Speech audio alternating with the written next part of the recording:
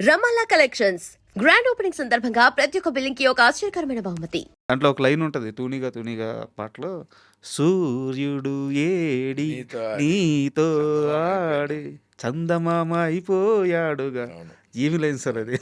అంటే పసిపిల్లల మీద పాట రాస్తా అంటే వాళ్ళకి ఆట టైం తెలియట్లా. అదొక స్వచ్ఛమైన అంతే. బాల్యం.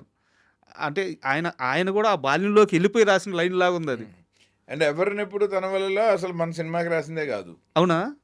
ఆల్రెడీ ఆర్పి పట్నాయక్ గారి మ్యూజిక్లో శాస్త్రి గారు స్వయంవరంకి ముందు అవునన్నా కాదన్నా ఏదో టైటిల్ తోటి ఫస్ట్ అనౌన్స్ చేసింది చంద్రసిద్ధార్థ గారి డైరెక్షన్లో. దానికి రికార్డ్ చేసిన పాట ఇది. ఓకే. అది డైరెక్టర్ మారారు, సెటప్ మారింది. వేణుగారు as it is, producer same, Trivikram గారు సేము. చంద్రసిద్ధార్థ గారు బయటకు వచ్చినప్పుడు ఆర్పి గారు కూడా వచ్చారు. తర్వాత విజయభాస్కర్ గారు, కోటి గారు అటాచ్ అయ్యారు. ఆ పాట అలా ఉండిపోయింది. ఉమ్. నాకు సరదాగా చెప్తే నాకు మధ్యలో బీజిఎంలు చాలా లెంగ్తీగా ఉన్నాయి, అవి తీసేసి అసలు బీజిఎంఏ వద్దు, ఎందుకంటే నాకు క్లైమాక్స్లో వస్తుంది, ఇక్కడ అసలు పాటే నిలబడదు, నాకు జస్ట్ ఆ ఎమోషన్కి సపోర్ట్ చేస్తే చాలు, ఒక రీ రికార్డింగ్లా కావాలి. సో బీజిఎంస్ తీసి ప్రేమ ప్రేమ అన్నది అటాచ్ చేసేసింది ఒక చరణంకి ఇంకో చరణం మధ్యలో. జస్ట్ 4 సార్లు ప్రేమ అని వదిలేయండి కోరస్లో. అంటే అప్పుడు శాస్త్రి గారు ఉత్తి ప్రేమ ప్రేమ ఏమంటాం, ఆల్రెడీ కిటకిట తలుపులు అన్నాగా, అంటే ప్రేమ ప్రేమ ఇంతేగా ప్రేమ అందాము, అట్లీస్ట్ ఒక స్టేట్మెంట్ ఇచ్చినట్టుంటుంది. ప్రేమ అంటే ఇంక ఇంతే అని, విరహం తప్ప ప్రేమకి విజయం లేదు అన్నది ఒక స్టేట్మెంట్ అన్నా ఉంటుంది ఏదో ఒకటి అని ఆయన మార్చారు. ఇది తప్ప అసలు ఆ పాట రాయలేదు. అదే యాజిటీస్ సాంగ్ అలా ఉండిపోయింది. ఎవరిని ఇప్పుడు తలవాళ్ళు కిటకిట తలుపులు అలా రాశారు, తూనికి ఇలా రాశారు. నేను హాయిగా వాళ్ళ ఇంట్లో కూర్చొని కంప్యూటర్లో క్రికెట్ ఆడుకుంటూ, ESPN స్పోర్ట్స్లో క్రికెట్ ఆడుకుంటూ, కంప్యూటరైజ్డ్ క్రికెట్ మంచిగా 4లు 6లు కొడుతూ ఎంజాయ్ చేస్తుంటే ఆయన కూడా మధ్య మధ్యలో వచ్చి భలే ఆడావు అంటూ మా పిన్ని గారు పులిహార దద్దోజనం టిఫిన్లు ఉప్మాలు అవి చేసి పెడుతుంటే తిని పాటలు అయిపోయాయి.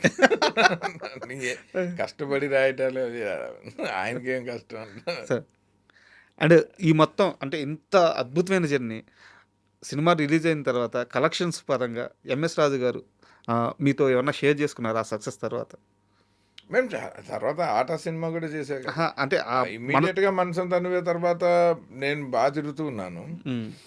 ఆ తర్వాత నేను ఎంఎస్ రాజు గారు నేను రెగ్యులర్గా కలుస్తున్నాను. నేను కమర్షియల్ లెక్కలే అడుగుతున్నాను. కమర్షియల్ అది ఇంత వచ్చిందా ఈ సినిమా, అట్లా ఇంత ఆనందంగా ఉంది. ఇండస్ట్రీ మనకి చెప్తుంది కదా. నాకు సెకండ్ వీకో థర్డ్ వీకో అశ్విని దత్ గారు అమ్మాయి స్వప్న దత్ గారు వాళ్ళ ఫ్రెండ్స్ వెళ్ళారు ఓడియన్లో. వెళ్ళే ముందు నాకు చెప్పారు, నేను టికెట్స్ చెప్పనా అంటే లేదు మా మేనేజర్ చెప్పేశారు, ఊరికే నేను వెళ్తున్నానని చెప్దామని మీకు కాల్ చేశాను అన్నారు. అయితే నేను వెయిట్ చేస్తాను, మీరు చూడంగానే కాల్ చేయండి అన్నాను. వాళ్ళు సినిమాల్లో పుట్టి పెరిగిన పిల్లలు, కాబోయే ప్రొడ్యూసర్లు అన్నది అప్పటికే తెలుసు. సో న్యాచురల్గా ఒక సినిమాని వాళ్ళు ఎలా అసెస్ చేస్తారు, ఇది ఎంత హిట్ అయింది. షో అయ్యాక కాల్ రాలే, గంట అయింది, 2 గంటలు అయింది, 3 గంటలు అయింది, మధ్యలో నేనే చేశా. ఏమిటి వీళ్ళు అసలు వెళ్ళలేదా సినిమాకి, మొహమాట పడి మళ్ళీ ఏమైనా షెడ్యూల్ మారిందా, వాళ్ళకి ఏదైనా పని ఉండి ఫ్రెండ్స్ తోటి, లేకపోతే సినిమా నచ్చలేదా, 2 ఆప్షన్. అంతే కదా. వెళ్ళేటప్పుడు అసలు నాకు తెలియకుండానే ఫోన్ చేసి మరీ వెళ్తున్నామని చెప్పిన వాళ్ళు చేశాక ఏదో చెప్పాలి కదా. సో బాగాలేదని చెప్పలేక మొహమాట పడి అనుకుంటున్నా. నేను చేశాను, ఒక 2 గంటల తర్వాత చేస్తే can I call you back అని పెట్టేశారు. ఏదైనా మీటింగ్లో ఉన్నారు. మళ్ళీ ఇంకో గంట రాత్రి 9:30 10 ఎంతో అయింది. ఇంకా పడుకునే ముందు ఫోన్ వచ్చింది. తీసి ఏంటండి అంటే, ఇప్పటిదాకా ఏడుస్తూ ఉన్నాను మీ క్లైమాక్స్కి, వాట్ ఏ ఫిల్మ్ అండ్ మీరు సినిమా ఇండస్ట్రీలోనే ఉన్నారు, మీరు ఏడుస్తారని నేను అసలు అనుకోలేదన్న. అంత వండర్ఫుల్ సినిమా, అసలు such a heart touching film. నేను అందులో ఉండిపోయాను నేను, అందుకే మీకు కాల్ చేయబుద్ది కాలే. ఇది ఇంత పెద్ద పొగడతా కానీ వాళ్ళు అనేది నిజం. ఒక సినిమా చూసిన తర్వాత దాన్ని ముందు వెంటనే ఎక్స్ప్లోర్ చేయకూడదు. అది ఇచ్చిన అనుభూతిని మనం ఆస్వాదించాలి. అప్పుడే మనం అది బయటికి కూడా కరెక్ట్గా చెప్పగలం. చిరంజీవి గారు 175 రోజుల ఫంక్షన్కి వచ్చి ఆయన ఇచ్చిన ప్రశంస జీవితంలో మర్చిపోయాను. ఏమన్నారు? ఇలా చూడగానే నీ గురించి చెప్పడానికి వచ్చాను డార్లింగ్ అని. ఆయన అసలు అంటే అంత పెద్ద ఆయన అసలు ఆయన మామూలుగా జనరల్లీ అప్పటికి న్యాచురల్లీ ఒక సక్సెస్ఫుల్ ప్రొడ్యూసర్ ఆల్రెడీ ఎంఎస్ రాజు గారు వాళ్ళ ఫ్యామిలీకి చిరంజీవి గారు అవును. బాగా క్లోజ్. వాళ్ళ నాన్నగారు ప్రొడ్యూసర్గా ఉన్నప్పుడే ఈయన యాక్ట్ చేశారు. సో న్యాచురల్గా ఆ రిలేషన్ ఉంది. సో ఆయన నా కోసం వచ్చానని చెప్పాల్సిన అవసరమే లేదు. నేను ఆయనకి వితౌట్ మనసంతా నువ్వే నా పరిచయం ఆయనతో. ఆయన సినిమాకి అసోసియేట్ డైరెక్టరే కదా, అంతే. నా బావగారు స్థాయి. బాగున్నారు. బావగారు బాగున్నారు. కానీ ఆయన అసలు ఇలా ఎంత ఆ స్టేజ్ మీద కూడా ఆయన ఎంత అద్భుతంగా మాట్లాడారు. నేను ఆదిత్య కోసమే వచ్చాను, అతన్ని బ్లెస్ చేయడానికి వచ్చానని చెప్తుంటే అసలు goose bumps. So that was నాకు అలా ఇండస్ట్రీ నుంచే బాగా అప్రిషియేషన్స్ వచ్చాయి. ఎంఎస్ రాజు గారు నాతో లెక్కలు ఎప్పుడు చెప్పారు. ఆయన అన్ని లెక్కలు ముందు చెప్పారు, అవి నిజమయ్యాయి. మేము బీ సెలబ్రేటెడ్ అలాట్. అంటే ఒకటి నేను మిస్ అయింది ఏంటంటే, మా ఇంట్లో అప్పటికి నేను శ్రీరామ్ షూటింగ్ చేస్తున్నాను. సడన్గా సుల్తాన్ బజార్లో షూటింగ్ చేస్తూ ఉండగా గబుక్కొని అప్పుడు తెలిసింది మనసంతా నువ్వే 100 రోజు ఇంకా ఆడుతూ ఉండింది. ఫంక్షన్ లేదు, ఏం లేదు కదా. ఇంకా ఆడడం సార్ 250 రోజులు పైన ఆడితే. అదేనా 100 రోజుకి ఇంకా ఆడుతూ ఉండింది. మేము సడన్గా రియలైజ్ ఉదయ్ వాళ్ళ మేనేజర్ ఎవరో వచ్చి ఇవాళ కేక్ కట్ చేసుకొని సెలబ్రేట్ చేయాలని ఎందుకు షూటింగ్ మంచి ఎక్టిక్ షూటింగ్లో ఉన్నాం శ్రీరామ్. 100 రోజు అండి.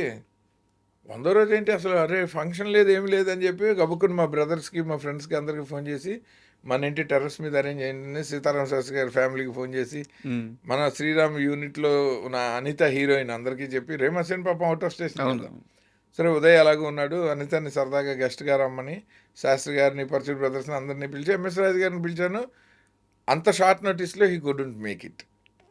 అంటే ఆయనకి నేనే ప్లాన్ లేదు, షూటింగ్ నుంచి ఇంటికి వచ్చేలోపు అరేంజ్ చేశాను మొత్తం గెట్ టుగెదర్ 150 మంది దాకా. అలా అది మిస్ అయ్యాము అంతే తప్ప, otherwise we had enough fun and enjoyment of this success. And ఈ సినిమా సక్సెస్ని అంటే జనాలు ఎలా తీసుకున్నారో చెప్పడానికి ఒక చిన్న ఎగ్జాంపుల్ ఉంది. అది నాకు ప్లేస్ సరిగ్గా గుర్తులేదు, విజయవాడ వైజాగ్ నాకు తెలియదు. మీరు ఉదయ్ కిరణ్ గారు ఒక హోటల్లో ఉంటే ఆ హోటల్ స్టాఫ్ కానీ పోలీసులు కానీ మీరు పెట్టుకున్న మనుషులు కానీ ఎవ్వరు ఆ జనాల్ని ఆపలేక వైజాగ్లోనే ఉదయ్ కిరణ్ దాచిపెట్టాల్సి వచ్చిందంట. దాచి కిచెన్లో నుంచి మారుతి కారు, మా పెద్దనాన్న గారు మారుతి కారులో బ్యాక్ సీట్లో పడుకోమని నేను డ్రైవ్ చేసి తీసుకెళ్తే స్టిల్ ఆ కార్ని చేసి ఎవరికి అలా డైరెక్ట్గా తాజ్ హోటల్లోకి తీసుకెళ్ళి, బాబు నువ్వు ఇక్కడ ఉండు నాయన, ఆ హోటల్ ఇంకా సెంటిమెంట్ అని చెప్పి అక్కడ వద్దు మనం, ఎందుకంటే రోడ్డు మొత్తం జనసంద్రం. ఎంతమంది వచ్చేస్తారు ఆ రోజు? 1,00,000 మంది ఉంటారు ఈజీ. జస్ట్ ఉదయ్ కిరణ్ అక్కడ ఉన్నారని తెలిసి ఉదయ్ కిరణ్ అక్కడ దిగాడని తెలిసి. లయన్ కింగ్ క్లైమాక్స్ చూసారా? బాహుబలిలో కూడా ఉంటుంది. అవును.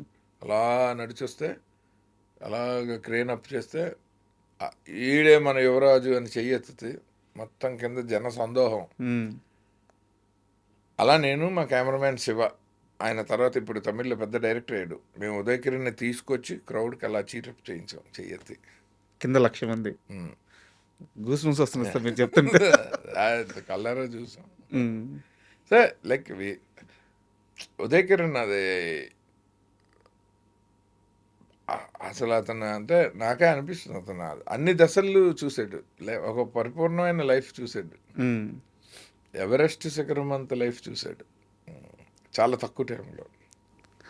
బ్యాక్ టు బ్యాక్ హిట్స్ కదా ఒక ఆర్టిస్ట్కి, ఇంకా అంతకంటే ఏముంటుంది. అంత కన్సిస్టెంట్ సక్సెస్ అసలు నాకు తెలిసి ఈ జనరేషన్లో మరీ కష్టం. అవును, అంతమంది ఆడితే ఒకటి యావరేజ్ అయ్యి మళ్ళీ ఒక హిట్ పడే వరకు ఎంగేజ్ చేస్తూ ఫ్యాన్స్ని చాలా కష్టం అసలు ఆర్టిస్టుల లైఫ్. తనకు బాగా వచ్చింది అది. అంతమందిని అక్కడ చూసి ఆ సందర్భంలో నీతో ఆయన అన్న మాట కానీ ఆయన టెన్షన్ తనువుతో ఉంటే లోపలికి వచ్చేసి ఫోటోలు కావాలని, ముద్దు పెట్టుకోవాలని, హగ్ చేసుకోవాలని, అందులో ఆడ మగ చిన్న పెద్ద మొత్తం ఉన్నారు. అది ఒక పొలిటీషియన్ సభ కంటే ఎక్కువ ఉన్నారు. సో వాళ్ళ నుంచి తప్పించుకుని గబ్బా వాళ్ళ అసిస్టెంట్లకి ఏమో మీరు లగేజ్ సర్దండి, మేము ఉదయ్ గారిని తీసుకెళ్ళిపోతాము. మళ్ళీ మన ప్రొడక్షన్ కార్ ఫ్రంట్ సైడ్లు ఇరుక్కుపోయాయి జనంలో. మన యూనిట్ బూరుపల్లి శివరామకృష్ణ గారు ప్రొడ్యూసర్ శ్రీరామ్కి. సో మా పెద్దనాన్నగారి కారు నేను లోకల్గా వైజాగ్లో తిరగడానికి ఆయన ఇచ్చారు మారుతి. అదైతే ఎవరికి తెలీదు, మారుతిలో ఉదయ్ కిరణ్ వెళ్తాడన్నది ఎవరు గెస్ట్ చేయరు కాబట్టి దాని బ్యాక్ సీట్లో కూర్చోబెట్టి కిచెన్లోంచి బయటికి తీసుకెళ్ళి అద్దాలు పగలగొట్టే రేంజ్కి జనం వెంటబడి ఫైనల్గా ఒక చేజ్ లాగా చేసి నేను తాజ్లో పెట్టాను నాతో. ఆ తర్వాత తాజ్లోకి వెళ్ళిన తర్వాత జగదాంబ థియేటర్ బయట షూటింగ్ ఉమ్. కర్తవ్యం అవి చేసిన ఒక మంచి లొకేషన్ కదా వైజాగ్ అంటే జగదాంబ సెంటర్. ఇతనేమో ఒక మంచి సీక్వెన్స్ అనుకున్నాను. అనితకి ఇతనికి మధ్యలో ఒక టెన్స్ మూమెంట్, ఆశీష్ విద్యార్థి ఉదయకరణ అనిత. జగదాంబ థియేటర్ బ్యాక్గ్రౌండ్ నేను చిన్నప్పుడు తిరిగిన ఊరు అంతా ఖచ్చితంగా హ్యాపీగా పర్మిషన్లు పెట్టుకొని ఫ్రేమ్ పెట్టాలనిపిస్తూ ఉంటుంది. అనిపిస్తుంది. కెమెరా పార్ట్లు విడివిడిగా పట్టుకుని పరిగెత్తాం. ఎక్కడ దాకా వెళ్ళాం భీమిలీ సైడ్. ఉమ్. ఆ జనాన్ని కంట్రోల్ చేయలేక